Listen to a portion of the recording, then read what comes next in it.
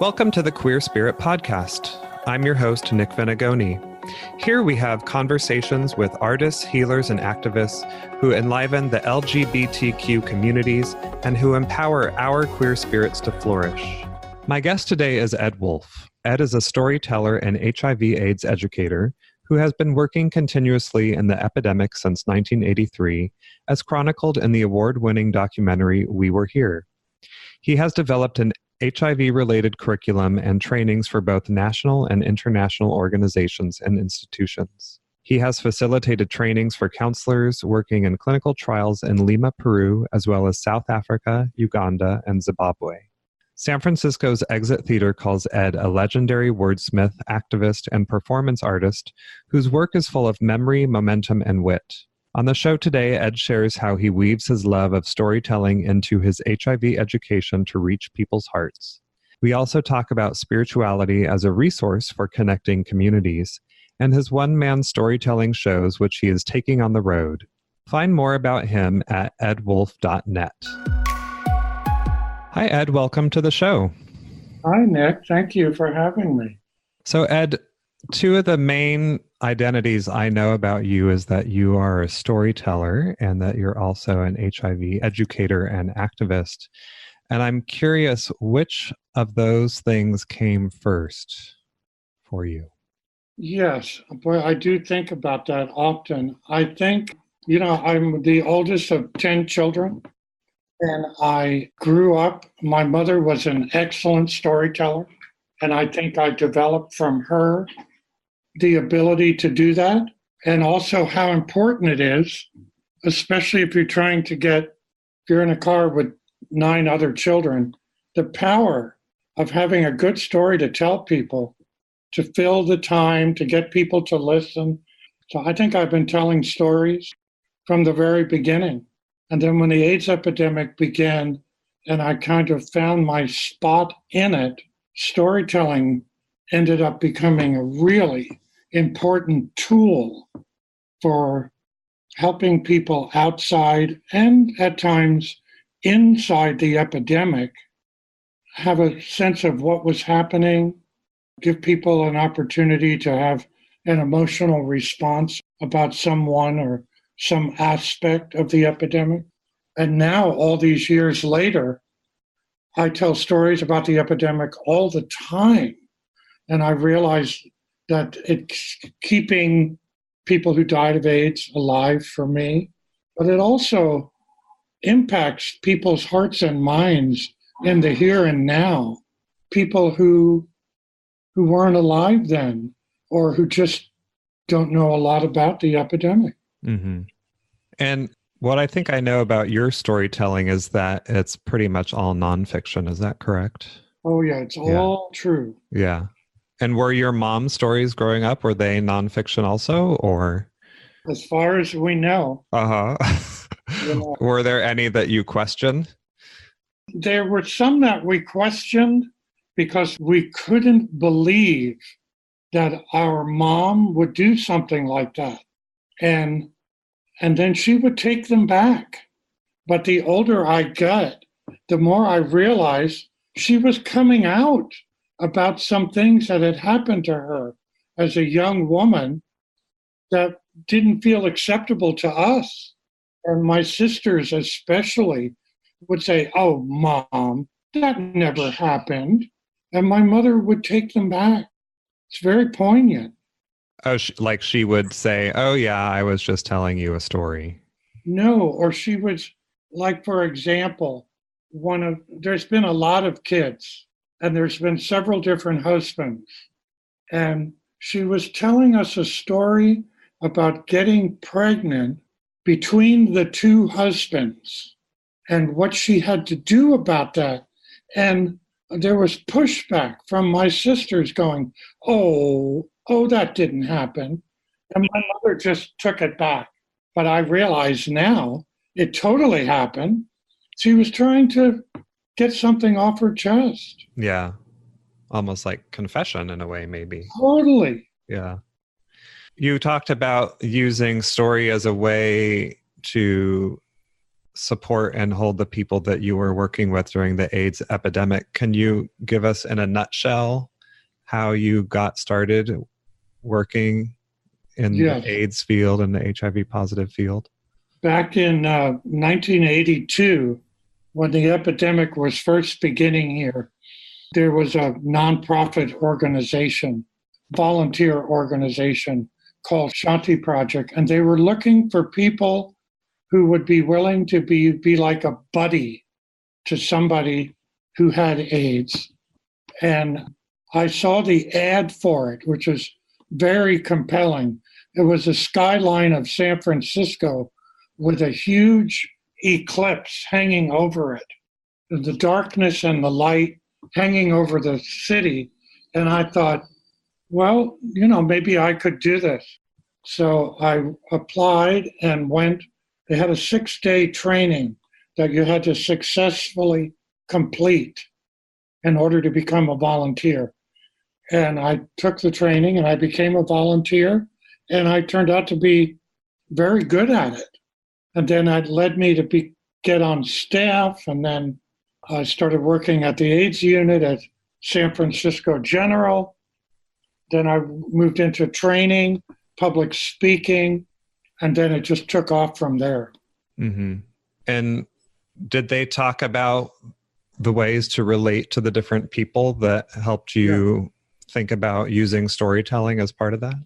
No, they didn't talk about storytelling that way, but because I got a job pretty quickly working in the hospital, part of the training for volunteers was having a hospital module where somebody who worked in the hospital would come and talk about what to expect when you visit somebody with AIDS in a hospital. Because, of course, that was people's great fear. You become a volunteer, then you have to go to a hospital where someone might be dying, they might be suffering. How might you be with them in the room? And so I got pretty good at being able to describe some techniques and ways to be with people who were actively dying in the hospital. I think that's the beginning of my professional, if you will, storytelling. Mm-hmm, mm-hmm. So I'm curious what it was like for you the first time that you realized that, oh, I'm starting to do this storytelling thing with these people who have HIV the same way that my mom was telling me and my siblings stories. It was a number of years, because what I saw that I was doing is that my early storytelling was in the context of a training. So there would be a module on the importance of being neutral, the importance of being patient-centered, the importance of being non-judgmental and an active listener. And then I would come on and demonstrate what that would look like in a hospital. And so I didn't really think of it as storytelling. I thought of it as being a really good trainer. But then, I got involved with my partner, Kirk, who is a professional writer, performer, and storyteller. And I started going to events with him, watching him do his thing. And I thought, wow, I can do that. And so I got up. It was an event that's still here in San Francisco called Porch Light. And I told a story about a mother that I worked with on the AIDS unit who lost her son. And it was a complete home run. And I realized, oh, I can do this. And so that's how it kind of happened. But I have been telling stories for years in the context of trainings. So I saw them as teaching tools. And you've seen me tell my stories over the years. And sure enough, they're parables of sorts. It's rare that I have a story that is what I call just an anecdote. They actually go somewhere, and they have a little bit of a moral or a meaning at the end of them, which is why I think people really enjoy them. Mm-hmm. Yeah, I think that's something that we don't really get a lot of in this day and age. Or if we do, it's not so direct as, the original parables That's right. or like Aesop's tales or something like that. That's right. We have movies and TV shows that people are telling stories all the time, but they don't summarize it with, and the moral of the story is this. Yeah. Not that you do that so directly, but it's, I know what you mean. Your style, it's in there, right? Well, there's often an emotional reaction I'm heading towards that I would like the listener to have. And I can tell when it lands at this point because I get it. The room gets very quiet. And at the end, like people need a moment. Often my stories start out kind of funny and light, and then they just slowly become more poignant. And then there's usually a pretty powerful image at the end. Yeah, and my experience of your stories is that there's usually some kind of universality Yeah, about being human, or at least universality to your audience, whoever happens to be in the room at the time. I think that's a really So, good point. That's yeah. right. I do know how to do that. So, one of the ways you've taken both of these experiences together and spread this knowledge and information around the world is you've traveled to other countries to do education, HIV and AIDS, and you've gone to Peru and Africa and Russia. And I was wondering if you could just share some of those experiences and what that was like for you. Yeah. Well, I've been very, very lucky to have been able to do what they call I'm a double threat, if you will, in terms of the training world, because I can write curriculum and I can also present it.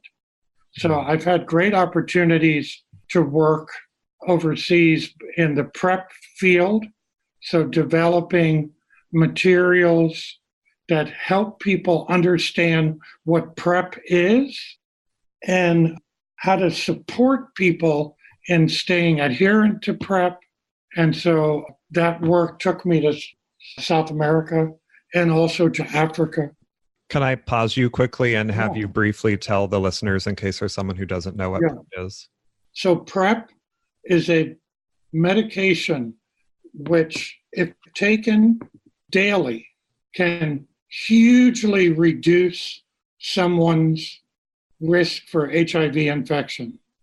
And it's, other than actual HIV treatments, it's the biggest breakthrough in the HIV prevention world since the development of condoms. I mean, It's huge. So to be able to travel outside the country and talk about that was very powerful. And I used in my trainings stories about my experiences back here, but also I would share in the training in Africa, for example, I would share some of the stories I'd heard about people taking PrEP in South America. They're really great teaching tools. And then my travels to Central Europe were in relationship to the documentary We Were Here, which tells the story, the very early days of the AIDS epidemic here in San Francisco.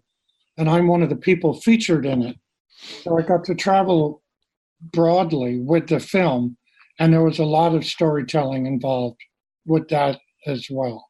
So I'm curious what you noticed being in these different countries, especially in some of these countries where there's a big stigma around HIV, and separately also connected a big stigma around homosexuality, and what it was like for you to go to these places and talk about it and how it was received in these different ways. Yeah. I mean, of course, it made me appreciate even more all the work we've done here and in the developed countries, all the civil rights movements that had occurred already for us to be able to use in terms of gay rights. people in other countries know our history very well. In countries where it's still dangerous to be homosexual, they are aware that the way that we did it was on the backs of other movements. And they just haven't had those movements yet, right? It's very poignant. Also, many of these trips I've done overseas, I've done alone. And so I go back to my hotel room and have a good cry about what I've seen over the course of the day. And then, as I think you know, at least ever since Facebook came along, I keep a little journal of my trips and I post them online. So I don't feel quite as alone as I did, as I could. And I keep little posts, brief little paragraphs about what happened today, and they always contain a little story. So I find it very helpful and cathartic for me and for people who follow along or who come to some of my storytelling events. They also find it helpful and cathartic, because I think the larger theme of a lot of what I do is what you had pointed out earlier, which is about the universality of them. That grief is grief, and that triumph is triumph, and love is love, no matter what country you're in. You can find resilience everywhere. And that's one of my great hopes about the world, is that people can be resilient in the deepest, darkest, most difficult of all situations. And it's usually manifest by people coming together. So I'm curious in particular what it was like in Peru, because I actually, even though I follow you on Facebook, I don't remember reading any of your stories from that visit. And, I feel like the world in general has a better idea about what's going on sociopolitically in Russia and Africa, even though it may be obscured than what's happening in Peru. And I'm just curious what your experience was like in Peru.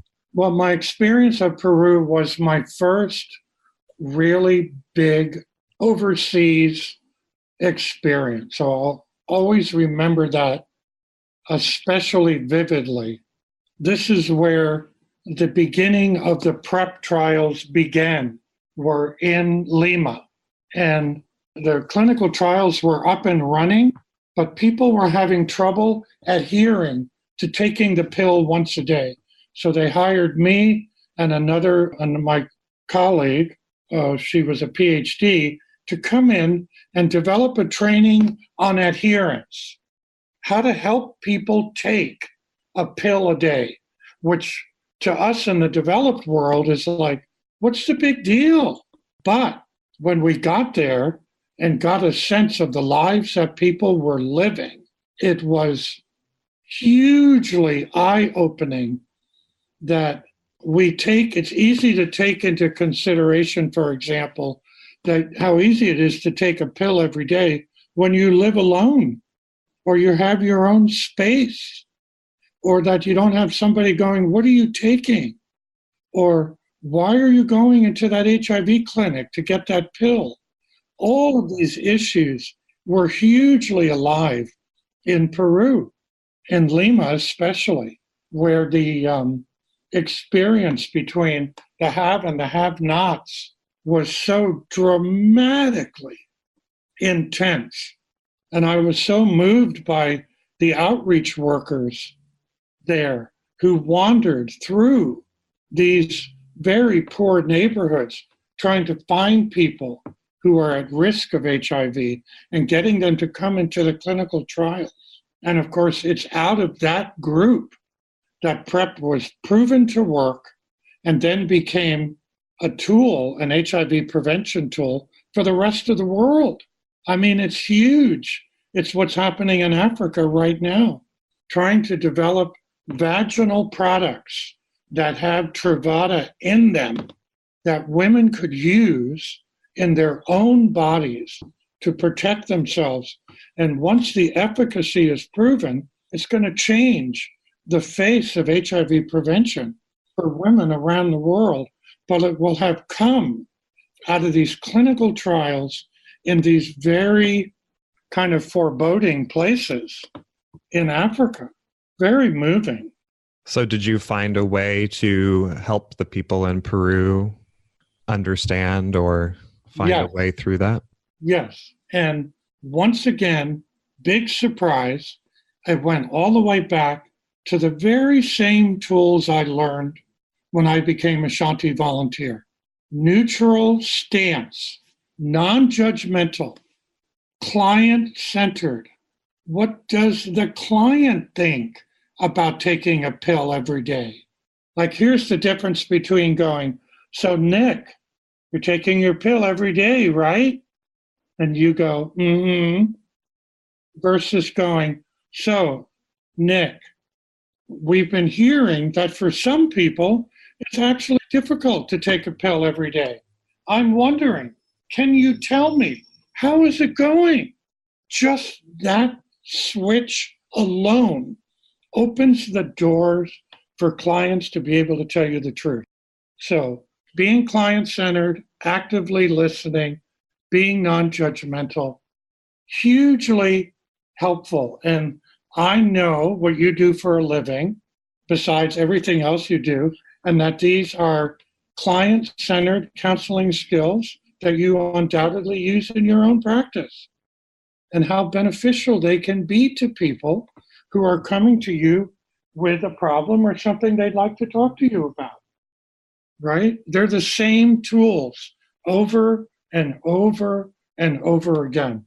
I mean, I've made a career out of things that I learned as a volunteer, and they just keep getting reinvented over and over again. And do you find that having been to these different countries, you need to change that or tweak that at all because of their social norms or anything like that? Yes. I think one thing I've definitely learned is that for some people, coming into a clinic and sitting down in front of a counselor, the counselor becomes the god or the goddess. Like, they have all the power. So all you have to do is make the counselor happy. You want the counselor, the provider, you want to tell them what they want to hear. So being client-centered in that situation requires a little bit more work on the side of the provider to, even before we begin, to be able to say things like, I would really like to be very helpful to you today. And the way that's going to happen is if you could be very honest and open with me. And I'm wondering, is there anything we can say or do now that would make you feel comfortable enough to actually tell me how you're doing, and to try to level the playing field. Mm-hmm. So just starting with, how are you? What's going on? Yeah, to actually frame. I know that when you've come in the past, first thing I've asked you is, are you taking your medication? I'm not going to do that anymore. I actually would like to find out, what do you think about the medication?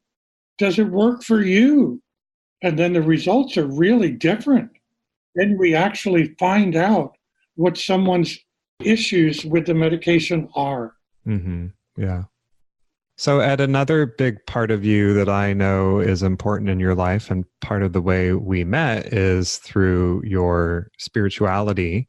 And I know that a way that you've merged some of this together is one of your trips to Russia, you went to talk about the relationship of spirituality and HIV awareness. And I wonder if you could share a little bit more about what that experience was like.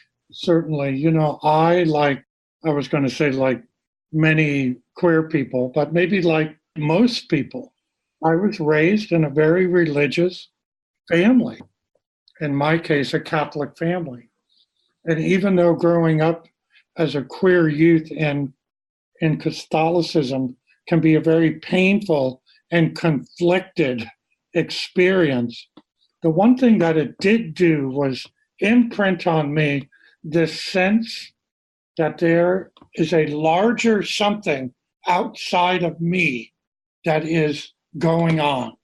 And some people want to call it God, and some people prefer calling it the goddess, and some people call it nature. And so I definitely have always had this experience that there's some mystery outside of me and you and all of us that's out there working, but we just don't know what it is. So when the AIDS epidemic came along and all of these young people were dying, I noticed how many people started to return to their religion of their youth, trying to find comfort and understanding and solace, trying to figure out, why did this happen to me? And so as myself as a provider, I came back into that whole discussion. And in fact, one of the great books of the early days of the AIDS epidemic, which I think is still very pertinent now, is a book called When Bad Things Happen to Good People. It's written by a rabbi who lost his son to a terrible disease. I don't remember the details, when he was 11 years old. And the rabbi spent a lot of time trying to figure out, how could this be happening to me? I'm a man of God. We've done nothing but God's work. And he develops this image, this metaphor of a God, a goddess, the mystery of our faith, whatever that is, that sits alongside of us and weeps with us, not judging us or bestowing misfortune on us because we haven't followed the rules of a specific religion. And I really love that image, that the cosmos suffers with us. And so what I did was I took my suffering and my grief out into the natural world, into what I call the beautiful indifference of Mother Nature. And you and I have been at similar workshops and retreats deep, deep in the woods, where the trees became gods and the moon became the goddess. And we just surrendered to the mysterious power of it all. And talk about a way to unburden yourself. It's what people do in a cathedral. It's just our cathedral. And I know we've actually have sat around the fire. I have a picture of us in this beautiful piece of material talking about, oh my God, it's like being in a cathedral. It's just that there's no one thing that we're sitting in front of. We're just in awe of the mystery of life and death and love and pain and the whole damn thing. It's a mystery. And everyone is many people are trying to quantify what it is, but there's so much more power in letting it just be mysterious. So I've carried some of that to Russia, and people totally bought it. The Soviet Union tried to eradicate religion. So when you try to take something away from people, they hang on to it even more. So there, many people are wearing crucifixes. Russian Orthodox Church is very important to people. But when you talk about someone's religion in a respectful way, which I think I do, and then talk about the mystery of whatever that religion is trying to provide an answer to, people get it. And so anyway, I could go on and on with this, but my early Catholicism, which I took very seriously, my rejection of it as I came out as a young man, and then my re-embracing it with the AIDS epidemic has been a really powerful journey around developing my own queer spirit, if you will. And I'm very involved with the Radical Fairies, and that also keeps it alive and well. And I'm curious if you have found that bringing in this aspect of spirituality as a way to support us through whatever kind of suffering it is, be it emotional or physical because of health reasons, if that has helped people who maybe are in more conservative areas that for religious reasons are homophobic or denying medicine or denying HIV, if bringing that in has helped you sort of sneak in the back door, if you will, a little bit, or not. Well, yes. What I do when I was just in Russia, I was there with a colleague of mine, and we kept walking around going, where are the elders? We couldn't see, like, we could have been everybody's grandfather, not only father. Like, we couldn't figure it out. And then about 3 days into it, we realized, well, the early gay queer community is either dead, imprisoned, or had to so retreat into the closet that they can't come to this. We went to a queer conference. So then I thought, oh, we're the elders. We are the elders for this 9 days here. And I spent a lot of time telling these young people what I was seeing in them. It's what an elder or a mentor would do for us. Like, oh, against all adversity, you have opened an HIV test clinic. That's phenomenal. Look, you guys have a potluck once a week and you bring new people in. You are community building. I mean, I really started putting together stories about who they were right in front of me. And so that when we did a heart circle and I would talk about some of the mystery of who we are, queer people especially, that we are the people who've always been there, that we know how to appear and disappear at a moment's notice. That's actually one of the great powers of the fairies of old, that they can appear around the campfire and share stories about what once was, but the minute a stranger comes in, they disappear. And, it was a little far-fetched, but people totally got into it. The power of being a magical being that has a message and a mission, who can appear and disappear at will, depending on what's called for. That's actually not a fairy tale there. This is what they're actually doing. It's very powerful to see this. And we know this is happening in Africa. And in fact, next year, and we're going to send you and Tom an invitation, next year, we're going to actually do a radical fairy gathering in Africa.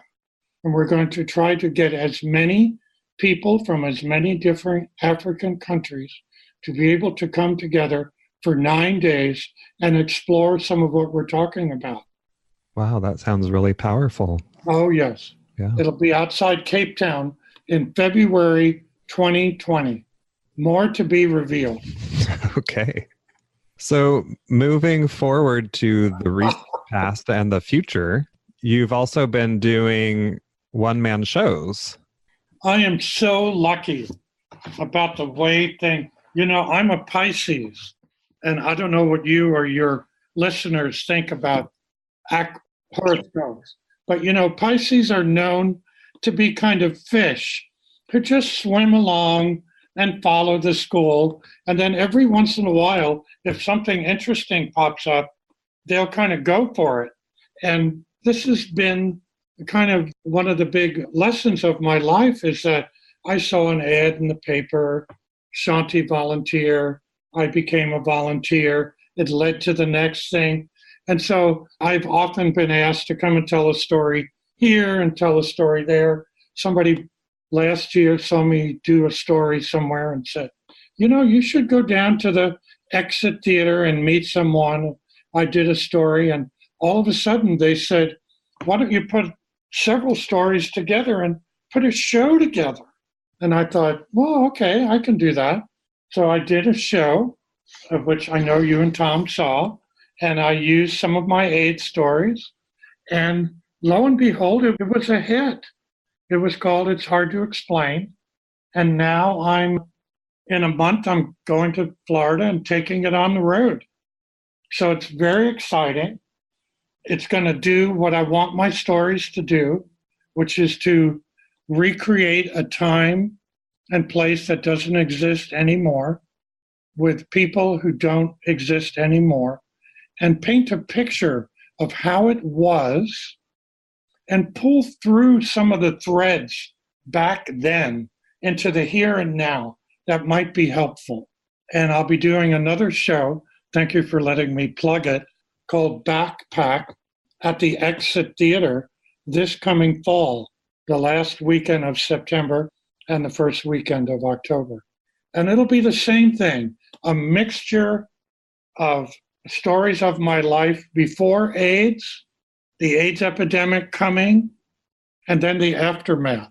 And I'm already working on it, and I think it's going to be pretty good. And it's going to talk about the power of the natural world to soothe, to bear witness, to help us get through difficult times. Mm-hmm.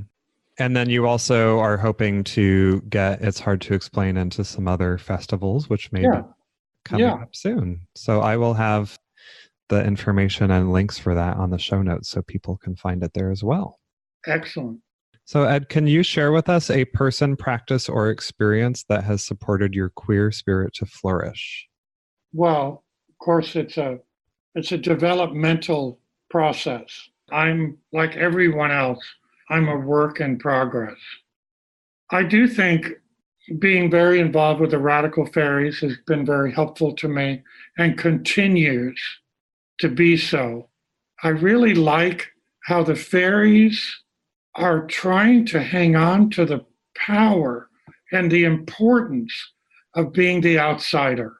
And I get all the different reasons why people in the queer community move towards assimilation, marriage, having children, wanting to conform, all of that. But there's also great power and great spiritual power in staying on the outside, keeping perspectives alive that kind of shake the structure that are inviting us to come in and go back to sleep. So I think that's currently something that really feeds me. Mm-hmm, mm-hmm. Yeah, it's interesting because I've had a lot of people refer to the Radical Fairies as a source of inspiration or transformation. So yes. Yeah, it's just interesting to see that thread continuing to run through the community in this way. And I'm very late to coming to them. And so I have definitely found my spot, and storyteller, jester, organizer. Yeah, my fairy name sums it all up. My fairy name is Ed, of all people. And I really love it. Somebody gave it to me, and I thought, oh, that really fits. Mm-hmm. It's a sense of who I am. Mm-hmm. And in that community, I just get to keep bringing it on. Yeah. So, Ed, where can people find you to learn more about your work and your stories and your performances? Well, they can definitely come and find me on Facebook, Ed Wolf, San Francisco, California, and also my website, edwolf.net.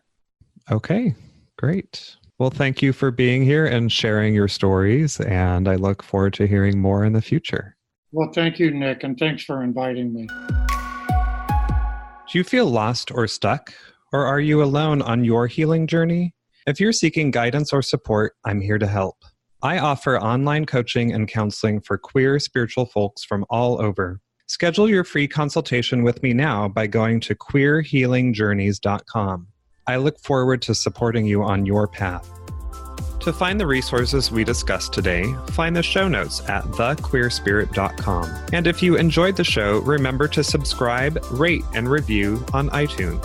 This will help us reach and support more queer people all over. Thanks for listening, and see you next time.